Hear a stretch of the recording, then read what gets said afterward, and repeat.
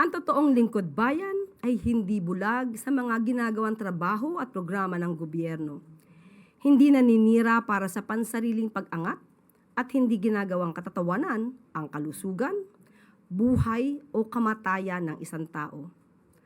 Ang dating nakatunggali ni Pangulong Ferdinand R. Marcos Jr. sa kampanyahan noong 2022 na si Mayor Leni Robredo ay bukas ang mga mata at puso sa mga magagandang programa ng gobyerno.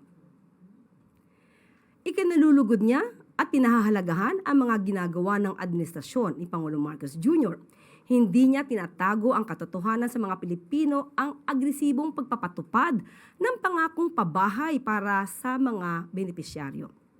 Ibinahagi niya rin na hindi nakikita noon ang national government na ganito ka-agresibo sa mga proyekto para sa tao at ang budget for housing ay nagagamit ng husto at tama.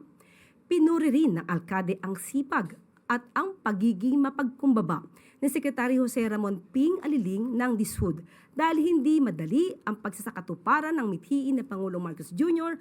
na magkaroon ng disenteng pabahay sa ating mga kababayan. Pero kinakaya niya. Ang dating katunggali ay nakikita ang sipag at dedikasyon ng Pangulo at ng mga miyembro ng gabinete sa paglilingkod sa bayan. Nitong kamakailan lang ay magkasamang naglibot sa mga city sina DPWH Secretary Vince Dizon, Mayor Leni Robredo at ng Administrator Nani Almeda upang inspeksyonin ang ilang infrastructure projects sa bayan. Walang hatakan pababa o siraan, kundi puspusang trabaho lang para sa bayan.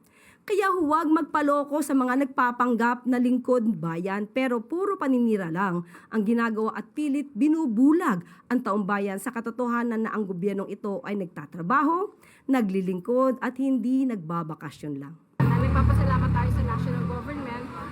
Bahagi ito ng programa ng administrasyon ni President Bongbong Marcos na talagang aggressive na pabahay para sa mga walang bahay.